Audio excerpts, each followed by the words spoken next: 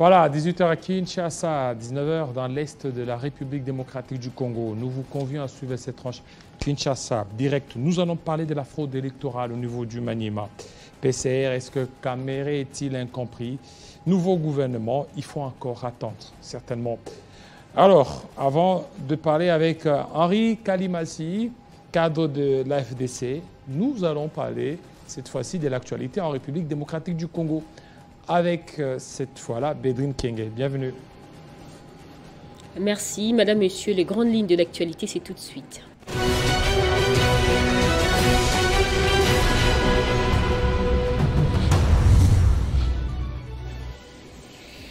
Après plusieurs tentatives d'entrer en possession des résultats de l'autopsie sur l'assassinat de Chéribin Okende, sa famille biologique a décidé de porter en terre l'ancien ministre de Transport.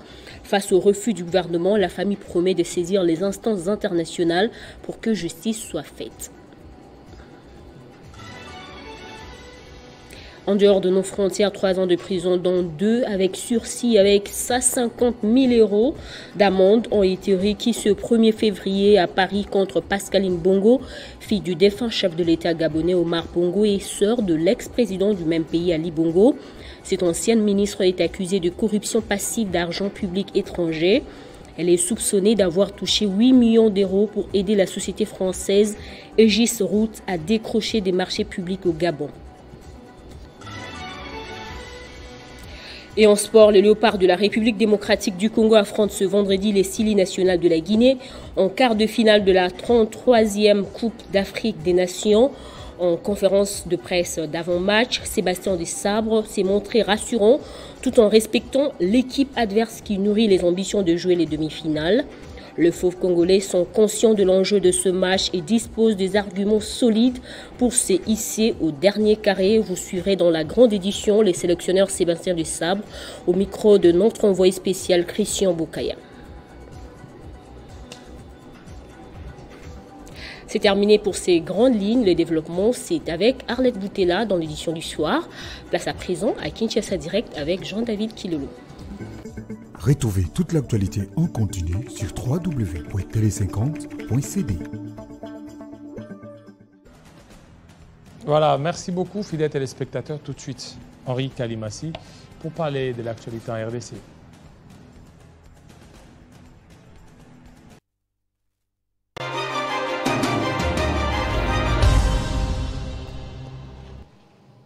Après la validation de mandat au niveau de l'Assemblée nationale, les différents ministres du gouvernement Sama devraient démissionner parce qu'ils ont choisi certainement l'Assemblée nationale qui devra piloter le gouvernement intérimaire en attendant certainement l'installation du bureau de l'Assemblée nationale pour certainement avoir aussi un nouveau Premier ministre. Nous allons essayer d'analyser avec M.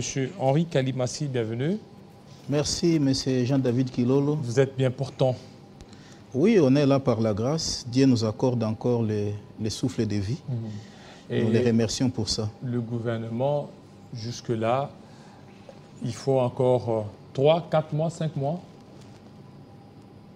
Normalement, par rapport à la lourdeur de notre Constitution, il est supposé que pour avoir un nouveau gouvernement, nous devons attendre plus ou moins 4 mois ou 5 mois.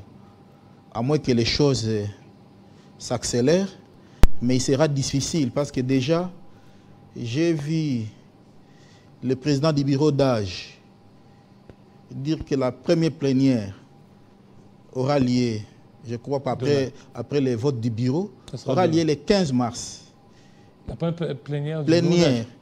Plénière officielle, donc après la validation des mandats, je crois, après l'installation des bureaux définitifs, je suppose que ça doit avoir lieu le 15 mars. Le 15 mars, après les arrêts de la Cour constitutionnelle. Après, il y a aussi les contentieux au niveau de la Cour constitutionnelle qui pourra retarder les choses. Attendons voir comment ça va se passer. Mais qu'à cela ne tienne, le pays risque de connaître un retard pendant plus ou moins 4 mois. D'où il faudra un palliatif. Un palliatif dans le sens pendant les deux mandatures de l'ancien président Joseph Kabila Kabange, à chaque fois qu'il y avait élection, comme il savait qu'au niveau de l'hémicycle, les choses traînaient, il mettait en place un gouvernement intérimaire où il nommait les ministres et les vice-ministres pour combler les vides. Pour les cas d'espèce, parce qu'à l'époque, le Premier ministre n'était pas élu. Mais pour les cas d'espèce, aujourd'hui, notre Premier ministre est élu. Quand bien même il peut y avoir des rumeurs selon lesquelles le Premier ministre va démissionner, il y aura un vice-premier ministre qui va assumer son intérim, ça sera difficile. Comment ça sera difficile? Mais parce que ça s'est fait avec Koya Diallo. À l'époque, il y a eu cette jurisprudence sous Adolphe Mouzito. Mouzito devrait rejoindre l'Assemblée nationale. On avait pris Koya Diallo, on s'est retrouvé qu'il y avait des ministres qui avaient 3 ou 4 ministères en leur sein. En attendant... Non, avec Koya Diallo, le chef de l'État de l'époque avait nommé pour compléter le vide, afin de permettre à chaque ministre de s'occuper de son portefeuille. Mais maintenant, là, nous nous retrouvons... Peut-être c'est une jurisprudence qu'on pourrait exploiter, mais constitutionnellement par là, lorsque le Premier ministre dépose ou démissionne, c'est tout le gouvernement qui tombe. Effectivement. À moins qu'on puisse appliquer cette jurisprudence en donnant l'intérim à l'un des vice-premiers ministres qui ne sera pas parmi les députés qui ont été élus. Mais au moins, cette fois-ci, il y a au moins 39 ministres sur 60 qui vont aller au Parlement. Pour un gouvernement de 39, on va rester juste avec 19. Faudra-t-il donner à un ministre 4 ministères? Ça poserait un problème. Mais ça se fait, je me souviens... Raison pour laquelle... Ça se fait, ça se fait toujours dans ce pays. Je pense que ça doit être le deuxième mandat ou le... Ça s'est fait uniquement lorsqu'il y a eu passation de pouvoir entre le président Kabila et le président Félix-Antoine Tshisekedi. Mais pour les 2 mandats de Joseph Kabila, à chaque fois qu'il y avait élection, il y avait un gouvernement provisoire de 4 mois. Que Joseph Kabila, en dehors du vice-premier ministre qui a assumé l'intérim du Premier ministre, il complétait le gouvernement avec des ministres qui devaient jouer chacun son rôle pour ne pas reculer le pays. Parce qu'aujourd'hui, dans un gouvernement, par exemple, de 60 ministres, vous restez avec 19. Vous pensez vraiment que lorsque vous donnez un ministre, 4 portefeuilles, vous voyez qu'il y aura une lourdeur terrible. Pourquoi ne pas aussi procéder de la même manière, nommer les ministres pendant ces 4 mois, intérimaires, ils peuvent travailler pendant les 4, parce que je suppose, avoir la lourdeur de notre constitution, s'il y aura, à moins que les choses s'accélèrent, mais on ne fera pas la magie. On ne fera pas la magie. Le premier gouvernement pour cette deuxième mandature du président Félix pourra avoir lieu, si c'est avant, c'est au mois d'avril. Et si c'est avec un léger retard, c'est au mois de mai. Donc, le pays va rester pendant 5 mois sans gouvernement. Sans gouvernement. Et ça, il peut y avoir les partenaires internationaux, il peut y avoir des engagements internationaux. Ces gens-là voudront aussi qu'il y ait un gouvernement pour signer les accords. C'est l'une des solutions que l'actuel président de la République pouvait aussi mettre en place par rapport à cette jurisprudence que vous venez de dire, quand bien même que le Premier ministre Sama pourra démissionner. On peut appliquer cette jurisprudence, on complète d'autres membres du gouvernement qui peuvent travailler pendant les 4 mois ici, et après, à partir du mois de mai ou avril, le chef de l'État pourra maintenant sortir son premier gouvernement pour cette mandature de la... Tout à l'heure, vous étiez en train de fustiger la lourdeur, mais vous ne voyez pas qu'avec ça, il y aura encore cette lourdeur. Nommer des intérimaires, ça va prendre encore du temps, parce que vous savez bien qu'ici, chez nous, tout le monde voudra se retrouver. Il y aura toujours des tractations comme d'habitude. Pourquoi ne pas aller dans le sens des intérimaires? Nous savons qu'il y a 4 vice-premiers ministres qui ont tous postulé, qui ont été élus. Il n'est resté que Jean-Pierre Bemba lui confier la primature et prendre les autres, les vice-ministres qui n'ont pas eu peut-être à postuler, et puis le remettre là-bas, et puis aller vite. Les vice-ministres ne sont pas nombreux. Ils ne dépassent pas 10. Et parmi les élus, il y a aussi les vice-ministres. Ce sont les membres du gouvernement. Ce sont les membres ça ne sera pas un gouvernement des intérimaires. Oui, ça sera un gouvernement provisoire, mais tous les ministres seront nommés par une ordonnance présidentielle. Ça ne sera pas un gouvernement des intérimaires. Ça sera un gouvernement nommé par une ordonnance présidentielle par le président de la République. Oui, mais ça se fait où? Là, nous violons les textes. Sur base de quoi un président de la République peut nommer, et puis parce que nous savons que le gouvernement, il faut qu'il réponde devant l'Assemblée nationale.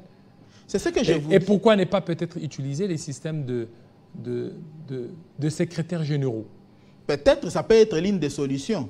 Peut-être ça peut être l'une des solutions, mais moi je crois que nous parlons le même langage. Nous parlons de la jurisprudence. Effectivement. Parce que conformément à la Constitution, lorsque le Premier ministre dépose, c'est tout le gouvernement qui tombe. Même celui qui devrait être supposé être l'intérimaire dont vous parlez, M. Jean-Pierre Bemba, ne le sera pas parce que le Premier ministre tombera avec tout son gouvernement. Mais par rapport à la jurisprudence que vous aviez soulevée, c'est ce que moi aussi je suis en train de dire.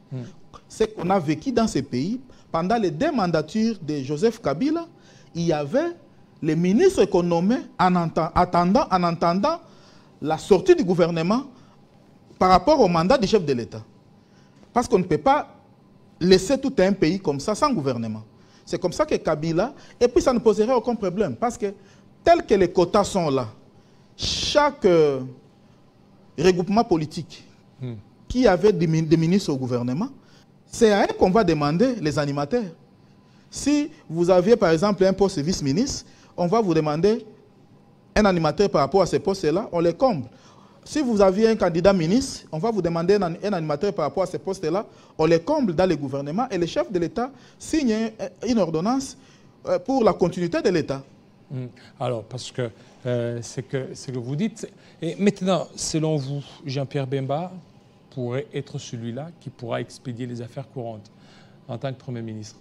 En tout cas, ce n'est pas du tout mauvais. C'est un Congolais, c'est un routinier de la République, c'est quelqu'un de compétent. Je ne vois pas le mal. Mais seulement je crains qu'après le départ de 39 ministres au Parlement, que le gouvernement reste par exemple avec 19 ministres et donner à chaque ministre ou vice-ministre 4 ministères. Et il ne faut pas oublier qu'il y avait des vice-premiers ministres. Vous comprenez? Et il y a aussi de ces ministères-là où il y avait des vice-premiers ministres, peut-être qu'il n'y a pas de vice. D'où ces palliatifs-là pour aider la République à aller de l'avant, en entendant que les choses se dessinent au niveau des parlements. Parce que vous devez savoir qu'au niveau des parlements, après les bureaux d'âge, il y aura le montage du règlement d'ordre intérieur.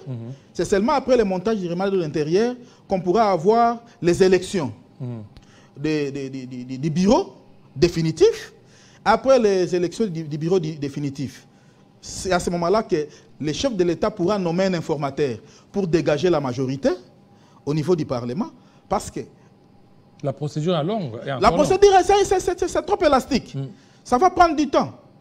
C'est après avoir nommé l'informateur, parce que l'informateur doit aussi attendre, parce que ceux qui sont là, ils peuvent se considérer être de la majorité, mais au niveau de la Cour constitutionnelle, quand on va dégager ceux qui n'étaient pas élus, il peut se faire qu'aujourd'hui, celui-ci était dans la majorité, mais quand la Cour constitutionnelle tranche, quelqu'un de l'opposition entre à la place de celui qui était dans la majorité, ça diminue cette majorité. Alors, mais il y a moyen de contourner un peu cette élasticité. Dans ce sens, d'abord, commencer par réduire le délai au niveau de la Cour constitutionnelle, parce que la Cour constitutionnelle, c'est 2 mois. Dans les 2 mois, la Cour constitutionnelle peut statuer. Au lieu que la Cour constitutionnelle statue jusqu'au 12 mars, qu'elle le fasse quand même bien avant, au mois de février, parce qu'aujourd'hui, le seul ennemi du chef de l'État, ça sera d'abord le temps. Oui, c'est pourquoi ça serait impossible. Parce que la Cour constitutionnelle aussi, vous l'appelez Cour constitutionnelle, elle ne peut pas elle-même marcher sur la Constitution. Donc, elle doit appliquer la Constitution. Oui, parce que dans mais les seulement délais... par rapport aux réformes que le chef de l'État est en train de demander, peut-être c'est là où non, en fait, il faut revoir tous ces calculs-là qui bloquent la République et qui font que pour qu'il y ait un gouvernement, pour que tout soit mis en place, il faut attendre 4 mois. Il faut, lorsqu'on va réformer, on va revoir la Constitution, certains articles de la Constitution, qu'on essaie un peu d'établir là-dessus pour que chaque fois qu'il y aurait élection, une fois que le président de la République entre, les choses puissent s'accélérer. Est-ce que même au niveau même de la Cour constitutionnelle, il n'y a que 9 juges? Imaginez, regardez le nombre des dossiers de contentieux. Ça aussi. 9 juges. Alors que si vous êtes au niveau de la Cour, si vous êtes au niveau de la CENI, quand même, il y a un bureau, ils sont quand même nombreux, ils peuvent se le partager. Mais 9 juges, est-ce que vous ne voyez pas que le 25 000 dossiers en recours, il y a d'autres qui risquent encore d'être encore frustrés? Ça aussi, c'est un problème. Ce n'est pas pour rien que, par rapport à l'intérêt supérieur de la République, que je viens proposer cette alternative qui a existé à l'époque de Kabila, pour permettre aux juges de la Cour constitutionnelle, à l'Assemblée nationale, de faire leur travail conformément à la Constitution, pour qu'on ne fasse pas les choses d'une manière précipitée. On peut recourir à cette jurisprudence, on met un gouvernement de 4 mois, 5 mois, en attendant que les choses se dessinent, et après, on pourra maintenant mettre en place un gouvernement qui pourra démarrer la politique du chef pendant son deuxième mandat. Oui, bon, puisque c'est l'intérim, on pourrait faire aussi donner à un ministre 3 ou 4 ministères. Ça sera de compliquer les choses. Ça sera compliquer les choses. Parce que donner à quelqu'un 4 ministères, 4 portefeuilles. Mais Lisanga Bonganga en a eu. Hein. Il a été ministre des Sports, ministre. Mais vous savez ce qu'on a connu. Hein? Lisanga Bonganga était lui-même ministre dans beaucoup de ministères et c'était juste pendant 3 mois, je pense. Et vous savez quand même ce qu'on avait connu à cette époque-là. Il y a eu le dossier des 100 jours parce que tout était concentré entre les mains des directeurs de cabinet. Il n'y avait plus le respect par rapport au marché public. Donc c'était une cacophonie qui s'est créée. Et ça troublait la République.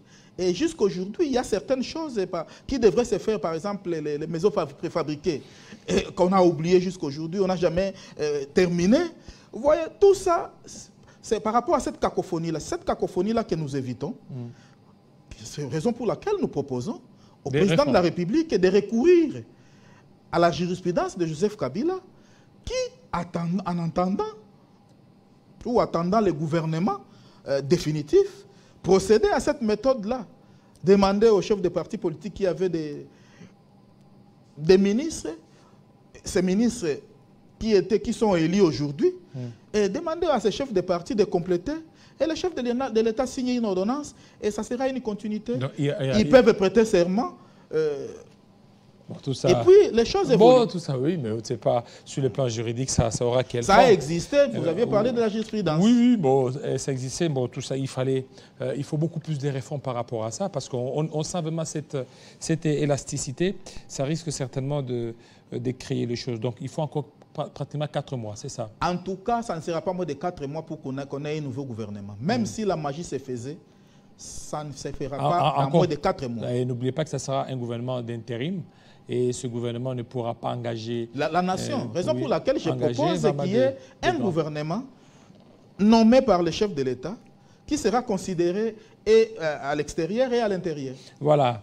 Alors, à l'extérieur et à l'intérieur, mais ce gouvernement est issu des élections. Déjà là, nous entamons la deuxième thématique, Jocelyn, au niveau des élections.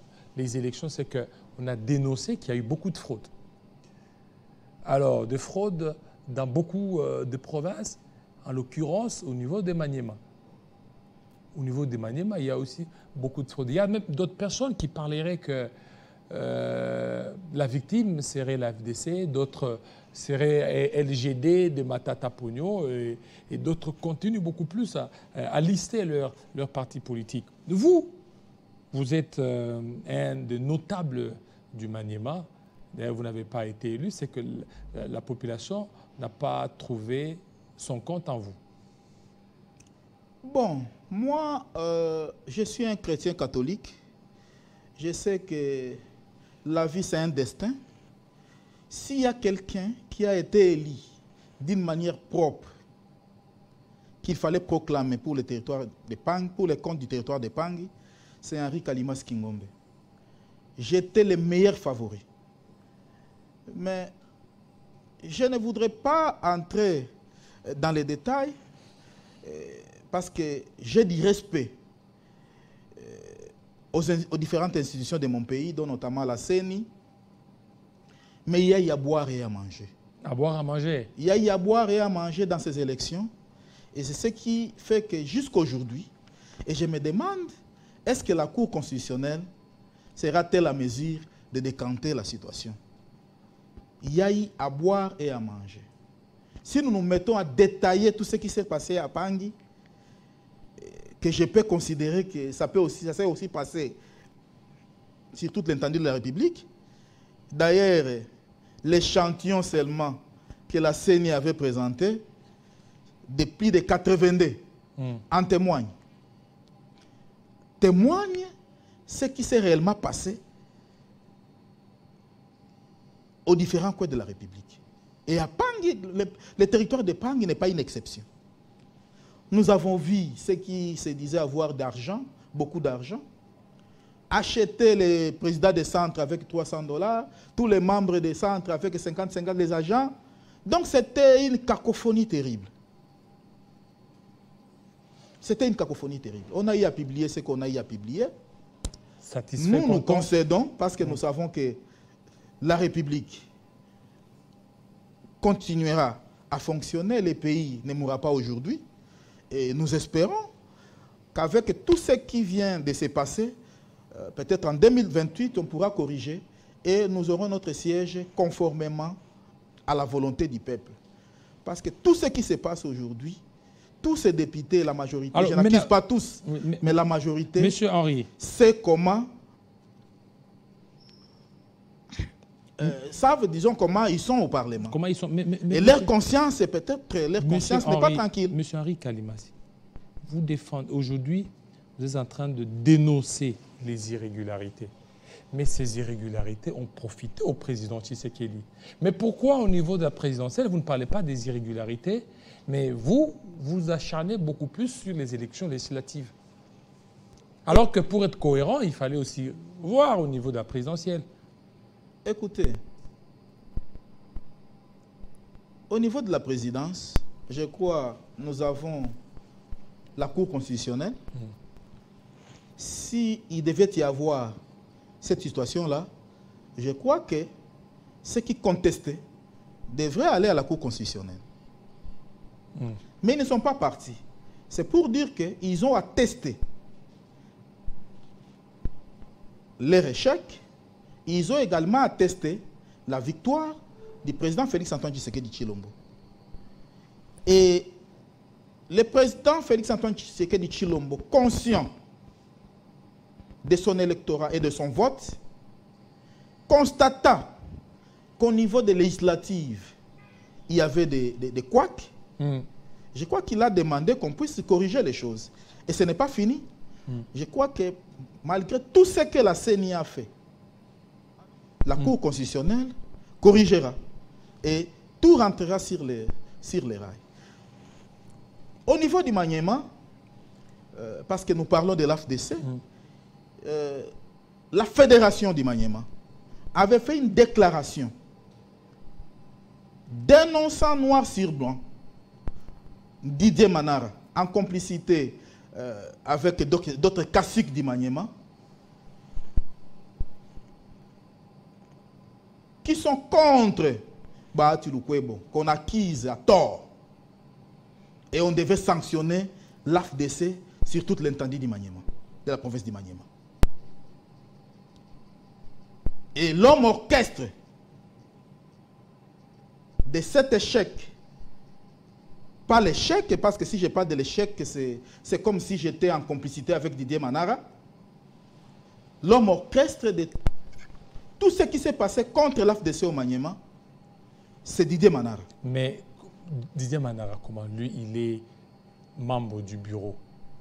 Pour quel intérêt il va empêcher que le Maniema puisse avoir les députés de l'AFDC? Parce que lui n'est pas là, lui n'est pas la partie prenante. Écoutez, à Kibombo, celui qui a été élu, celui qui était premier, M. Alengo, est de l'AFDC. Il était premier. À Kabambare, au niveau de la députation provinciale, c'est Walubangi Pierre, avec plus de 9016 voix. Mais on va proclamer à la députation provinciale celui qui a 14 voix. Non, mais c'est à Kassongo. C'est au niveau de seuil, non? Au niveau de à seuil. Kassongo. À Kassongo, l'honorable Makengo, plus l'honorable Moya Kilima. Si vous rassemblez les voix, parce qu'il y avait 3 sièges, c'est l'honorable Makengo qui avait gagné les élections. À 2 niveaux, au niveau national et provincial. Mais parce qu'ils sont de l'AFDC, parce qu'on a acquis Bahati selon la déclaration, parce que ce sont les gens qui sont sur terrain, qui sont sur place, ils ont fait une déclaration. On a acquis Bahati, celui qui était à la base de départ du président du Sénat, Alexis Tambwe Mwamba. Alors que le départ du président du Sénat, Alexis Tambwe Mwamba, était dit à la dissolution de l'FCC Cash. Lorsque le chef de l'État avait supprimé ou avait abandonné l'accord qu'il y avait entre lui et l'FCC en créant l'Union sacrée. C'est comme ça que Bahati, étant sénateur, étant congolais, il a tenté sa chance. Sa chance, c'est comme il n'était pas le seul candidat, ils étaient nombreux qui ont concouru. Il a été élu par les sénateurs jusqu'à devenir président du Sénat. Donc ce n'est pas lui qui avait fait partie, Alexis Tambwe Mwamba. Mais les députés de l'AFDC Maniema sont en train de payer ça par rapport à tous les policiers de Maniema qui font bloc contre Bahati. Est-ce qu'aujourd'hui... De deux, on l'acquise, c'est lui qui combattait Matata Pogno au niveau du Sénat, c'est lui qui voulait à tout prix que Matata Pogno soit arrêté, alors que lui n'appliquait que la loi. Il n'était pour rien. À ce qui concerne le dossier Boukangalonzo, il n'était ni de près ni de loin. Mais en tant que président du Sénat, lorsqu'on en a vu ici avec le gouverneur de la ville, lorsque la justice a demandé à l'Assemblée provinciale de livrer Jean-Tini Ngobila à la justice, le bureau s'est réuni et Jean-Tini Ngobila a été livré à la justice. Vous comprenez? Donc ce n'était pas Bahati Lukwebo. On dit que c'est lui qui a fait à ce que l'ancien ministre Atanas Matenda Kelou ne soit pas nommé PCA de l'INSS. Alors que lui n'était ni ministre du Travail, encore moins. Donc Bahati a beaucoup combattu les Maniémiens. Hein? Selon ce qui se dit, donc, et c'est comme et les ça Maniémiens ont dit qu'ils vont... Les Kassuks du Maniema se sont ligués pour comploter contre l'AFDC au Maniema. Donc, et nous, vous avez eu combien de sièges là-bas au Maniema? Au Maniema, il n'y a qu'un seul siège qu'on est en train d'attaquer à Kabambare. Lesquels? De qui? À Missi, Kalonda. Qu'on est en train d'attaquer aujourd'hui pour qu'on nous ravisse aussi les sièges là. Ils se disent comment quelqu'un de l'AFDC peut passer au niveau de Kabambare. Alors, l'homme orchestre de tout ça, c'est Didier Manara.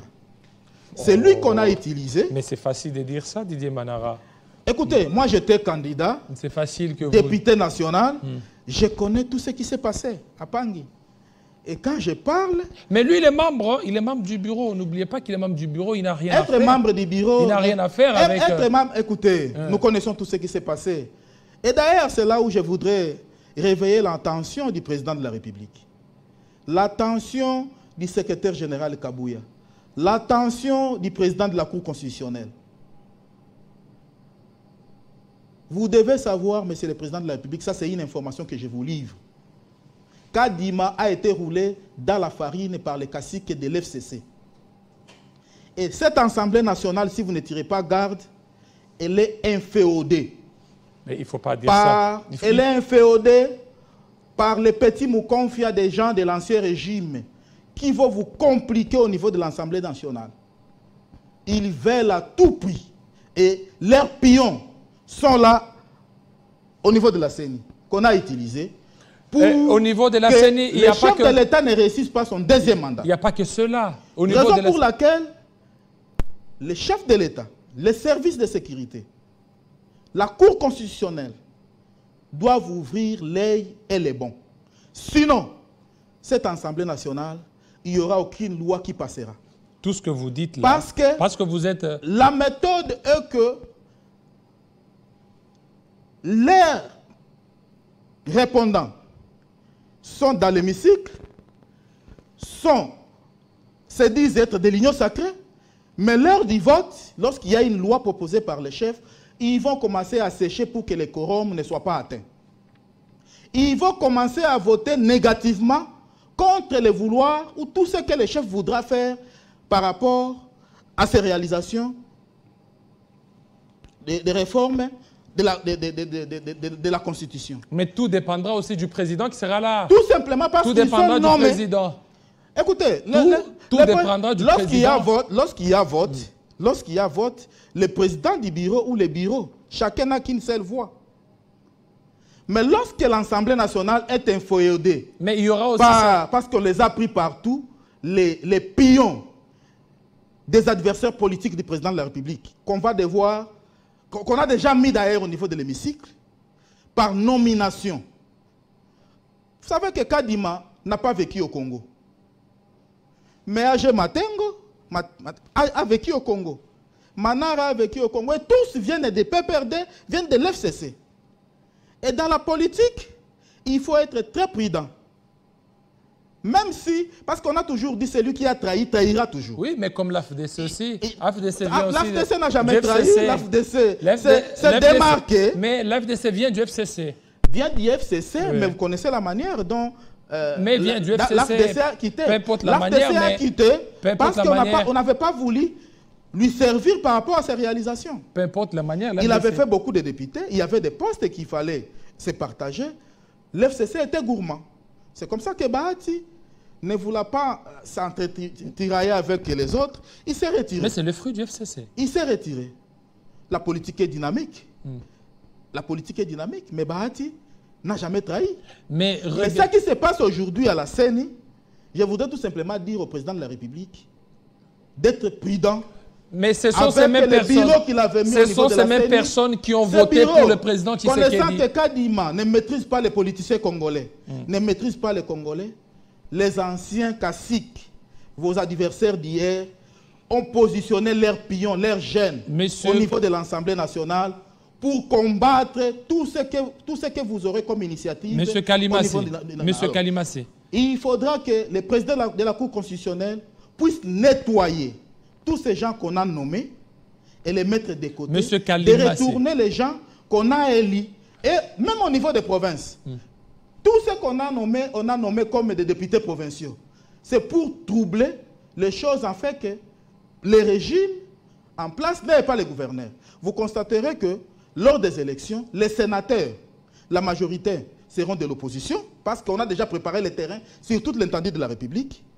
Les gouverneurs, la majorité, seront de l'opposition pour combattre les initiatives du président de la République. Alors le président de la Cour constitutionnelle est appelé à aider le président de la République en nettoyant tous ces députés qu'on a nommés et mettre les députés qui ont été élus par la population et qui sont prêts à accompagner le président de la République. Monsieur Kalimassi, n'est-ce pas ce sont ces mêmes députés qui ont voté massivement le chef d'État Félix Tshisekedi à 73%. Et aujourd'hui, vous ne reconnaissez pas cette victoire-là. Vous voulez rappeler à ces gens qui viennent du FCC. Écoutez, c'est la population congolaise qui a élu le président de la République. Oui. Ce ne sont pas des députés. Mais cette population congolaise il y a de ces candidats députés qui ont bâti campagne pour les chefs, dont leurs voix témoignent. Ces voix ont été avalées au niveau de la CENI par les anciens caciques du FCC pour retourner les leurs à l'hémicycle en fait de compliquer le président de la République.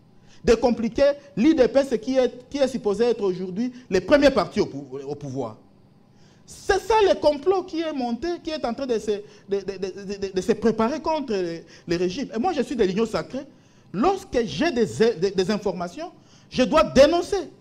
Et je dois informer au président de la République d'ouvrir l'œil et les bons, au président de la Cour constitutionnelle, à l'IDPS supposée être la première force de la République aujourd'hui, dont l'AFDC derrière est en train d'accompagner. Alors maintenant, vous-même, la troisième thématique, Jocelyn, vous-même, vous êtes au niveau de l'Union sacrée. L'Union sacrée, mais à l'Union sacrée, il y a maintenant des franges. On a vu Vital Kamerhe qui a créé le PCR. Donc le Premier ministre Osama Lukonde a aussi créé sa plateforme.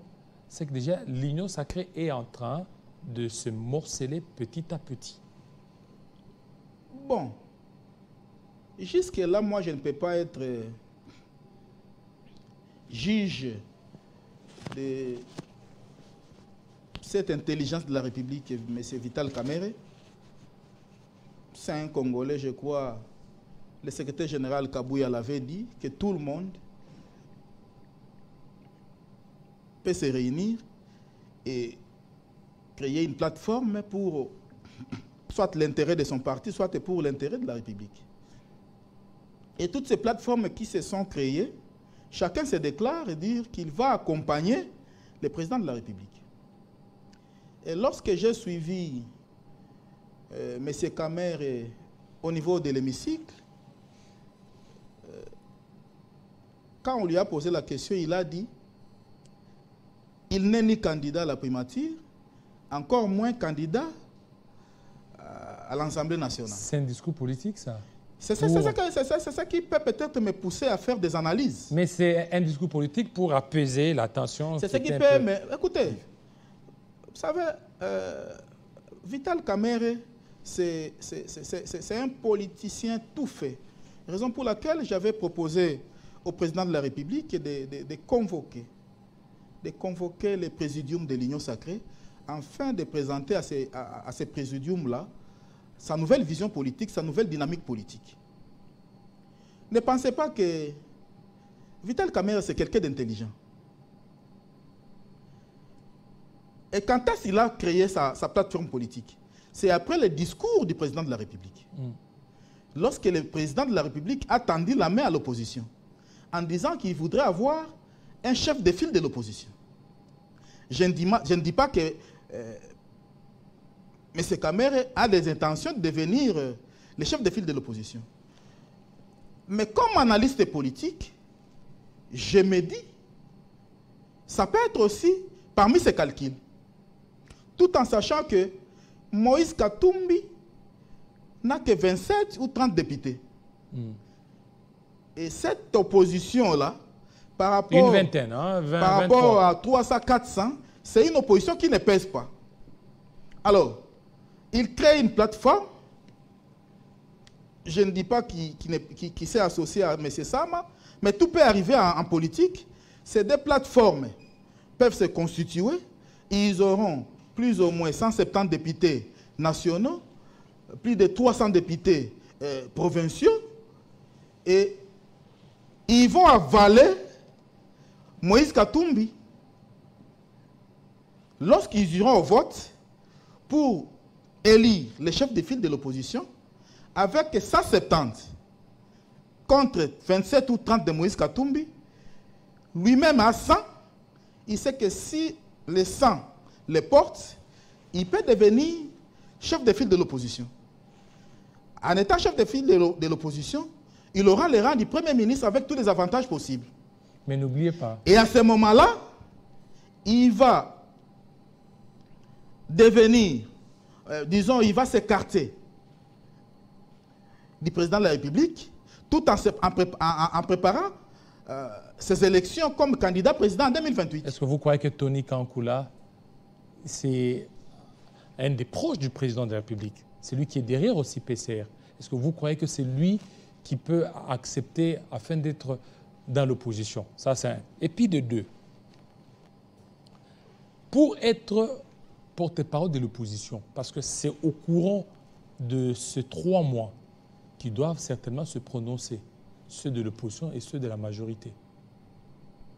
Et lorsqu'ils vont se prononcer, on saura réellement celui qui détient beaucoup des candidats ou beaucoup des députés qui sont dans l'opposition. Et on sait bien que ça sera Katumbi. Même si Kamer en 2000, peut-être en avril ou mai, mais déjà au niveau de l'Assemblée nationale, ils ont déjà acté, là, c'est Katumbi. Même si lui partait là-bas. Tout ça va se définir lorsque le chef de l'État va désigner un informateur. C'est à ce moment-là que l'informateur, si jamais il consultait M. Kamer et M. Sama, dans la majorité, on dira qu'ils sont dans la majorité. Mais si l'informateur ne les consulte pas, parce qu'aujourd'hui, tel que les choses se dessinent, l'AFDC, l'MLC, l'IDPS, les partis de Papa Mbosso, que j'ignore, ils sont déjà à 271. Or, la majorité au Parlement, c'est 251. Vous comprenez? Nous avons encore plus de 47 sièges qui sont restés pendants, parce qu'on n'a pas encore organisé les élections dans ces circonscriptions-là. Il peut se faire que les 4 regroupements politiques aient encore 20 ou 25 là-bas. Ça fera 296 ou 297. Vous pensez que tous ces calculs-là ne se font pas? Ce qui peut faire en sorte que le chef de l'État nomme un informateur et cet informateur ignore M. Kamer et M. Sama. Et lorsque les deux plateformes se sentiront lésées, je ne dis pas que c'est vrai, mais en politique, tout peut arriver. Lorsqu'ils se sentiront lésés, ils iront directement où? Dans l'opposition. Mais Kamer, n'oubliez pas qu'il est en train de miser. Il est en train de miser le perchoir de l'Assemblée nationale. Hein. C'est ce que j'ai dit. C'est pas l'Assemblée nationale la primature. Faudra-t-il qu'il soit consulté par l'informateur et qu'il entre dans la politique de l'Union sacrée. Et tout dépendant du pouvoir discrétionnel du chef de l'État. Donc rien n'exclut qu'il puisse basculer. Et la FDC aura quoi? La FDC va revenir ira toujours au Sénat ou occupera d'autres fonctions?